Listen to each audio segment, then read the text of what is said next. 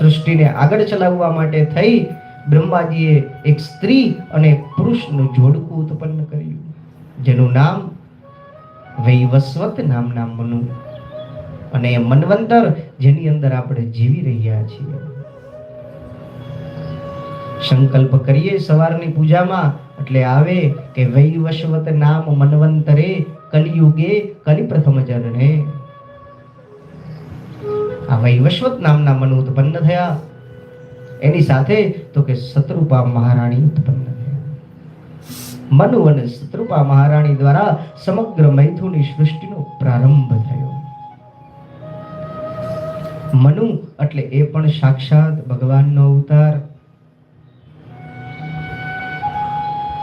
રાજા મનુ સમગ્ર પૃથ્વીના રાજા હતા, કેમ કે પ્રથમ ઉત્પત્તિ થઈ. મનુ દ્વારા જ આપણે માનવો કહેવાના. મનુ વંશજાહ માનવાહ. મનુના જે વંશજ થયા એને માનવ કહેવાના. પ્રથમ તો કે 4 પ્રકારની સૃષ્ટિ, અંડજ, ઉદ્બીજ, સ્વેદજ, જરાયુજ. ત્યાર પછી તો કે મનુ અને શત્રુપા મહારાણીનું સર્જન થયું, અને ત્યારબાદ આ 4 મુખ્ય પ્રકારની અંદરથી 84 લાખ પ્રકારો પડ્યા.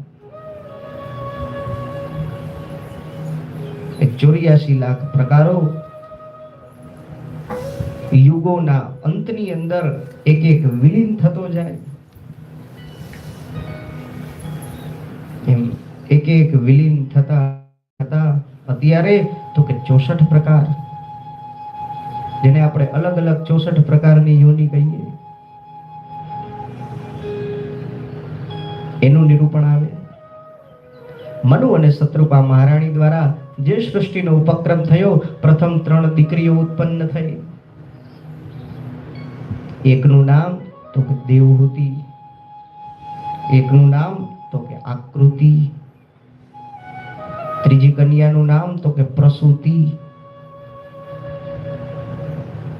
અહીંયાથી ભગવાનના અવતારોની કથા શરૂ થાય. મનુ અને શત્રુપા મહારાણી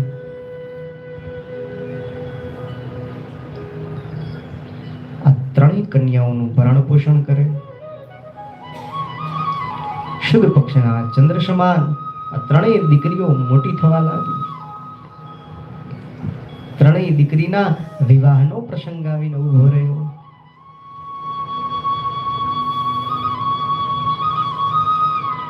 કથા ત્યાંથી આગળ ચાલે. વિવાહનો પ્રસંગ આવ્યો એટલે પ્રથમ આકૃતિના વિવાહ થયા. કોની સાથે? તો કે રુચિ પ્રજાપતિ સાથે. મનુ અને શત્રુપા મહારાણી રુચિ પ્રજાપતિ પાસે ગયા. રુચિ પ્રજાપતિ પાસે જઈ પ્રાર્થના કરી કે ભગવાન, મારી કન્યા સાથે વિવાહ કરો, જેથી આ સૃષ્ટિનો ઉપક્રમ આગળ ચાલે. ઋષિ પ્રજાપતિ કહે છે કે હમણાં જ દેવર્ષિ નારદ આવ્યા હતા, પરમ જ્ઞાન આપીને ગયા છે. લગ્ન ના કરી શકું, સંન્યાસને ધારણ કરવાનો છે. મનુ અને શત્રુપા મહારાણી આ રુચિ પ્રજાપતિને પ્રાર્થના કરે કે રુચિ પ્રજાપતિ, સંસારની અંદર રહીને પણ સંન્યાસ લઈ શકાય. ગૃહસ્થ વ્યક્તિ પણ સંન્યાસી હોઈ શકે. કેવી રીતે? તો કે સંન્યાસ એટલે શું? તો કે સંન્યાસ એ મનોગત સંકલ્પ છે. જે પણ વસ્તુ આપણે ધારણ કરતા હોય એનો કર્તાપણાનો ભાવ આપણી અંદરથી નીકળી જાય એટલે એ જ સંન્યાસ. જે પણ આપણે ક્રિયા કરીએ એ હું નથી કરી રહ્યો, પરમાત્મા કરાવી રહ્યા છે એવો ભાવ અંદરથી જાગૃત થાય એટલે સંન્યાસ. જમતા હોઈએ, અહમ ભોજનમ નૈવ ભોજ્યમ ન ભોક્તા ચિદાનંદ સ્વરૂપમ શિવોહમ શિવોહમ. ભોજન કરીએ એ ભોજનની અંદર રાગ અને દ્વેષ ન આવે તો એ જ સંન્યાસ. જે કંઈ પણ ક્રિયા કરીએ એની અંદર અહમ ન આવે તો એ જ સંન્યાસ. કરતા પરાનો ભાવ શરીરની અંદરથી છૂટી જાય એનું જ નામ સંન્યાસ. આજ મનુ અને શત્રુપા મહારાણી આકૃતિને લઈ રુચિ પ્રજાપતિ પાસે આવ્યા અને એને પ્રાર્થના કરી. રુચિ પ્રજાપતિએ મનુ અને શત્રુપા મહારાણીની પ્રાર્થનાનો સ્વીકાર કર્યો.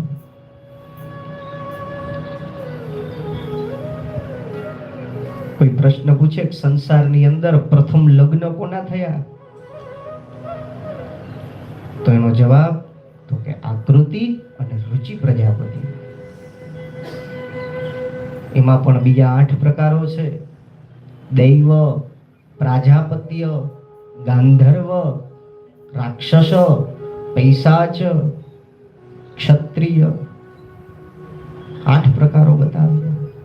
આ રુચિ પ્રજાપતિ અને આકૃતિના જે લગ્ન છે એ દેવ વિવાહથી થયા. દેવ વિવાહ એટલે તો કે માતા અને પિતા પોતાની દીકરી કોઈ ઋષિને સાથે પરણાવે. કે રાજા મનુ ક્ષત્રિય વર્ણ હતા, જ્યારે રુચિ પ્રજાપતિ બ્રાહ્મણ વર્ણના હતા. કોઈ પણ નીચું વર્ણ ઊંચા વર્ણની સાથે લગ્ન કરે અને માતા પિતાની સંમતિ હોય તો એને દેવ વિવાહ કહેવાય. રુચિ પ્રજાપતિની સાથે આકૃતિના લગ્ન થયા.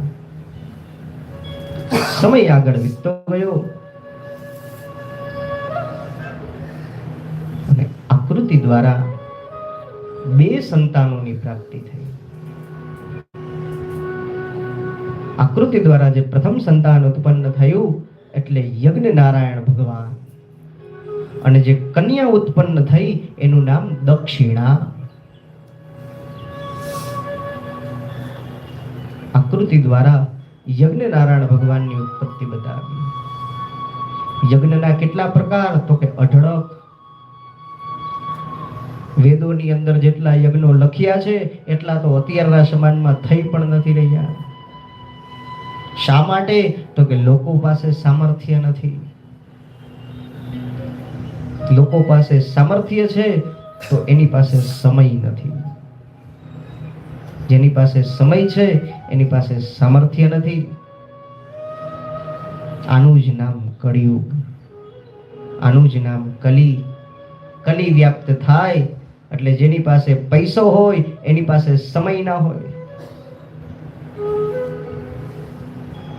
અમે તો કર્મકાંડ કરીએ, અમારી પાસે એવા પણ યજમાન આવે કે જે એમ કે લ્યો મહારાજ તમારી રીતે પૂજા કરી નાખજો, તમે પૈસા બોલો થાશે કેટલા.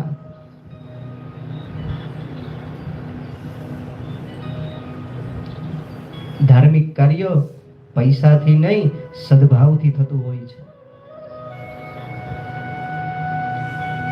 રુચિ પ્રજાપતિ અને એમની પત્ની આકૃતિ દ્વારા જે જોડણું ઉત્પન્ન થયું એનું નામ યજ્ઞ નારાયણ ભગવાન અને સાથે દક્ષિણા. આ બંને સાથે જ હોય. કોઈ પણ કર્મ કરીએ તો એની દક્ષિણા આપવી પડે, કેમ કે યજ્ઞ અને દક્ષિણા એ બંને ભાઈ બહેન છે.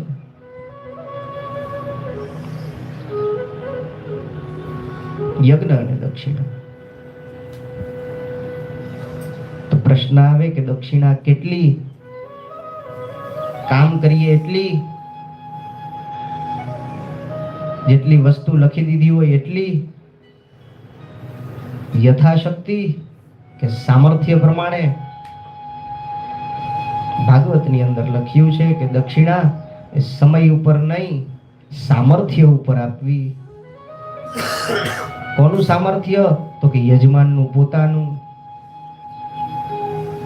દક્ષિણા કેવી હોય? તો કે સામર્થ્ય પ્રમાણે હોય, સમય પ્રમાણે નહીં, કામ પ્રમાણે નહીં. આપણું જેટલું સામર્થ્ય હોય એટલી યથાશક્તિ આપવી. યજ્ઞ અને દક્ષિણા ઉત્પન્ન થયા. ત્યાંથી સૃષ્ટિનો ક્રમ આગળ ચાલ્યો.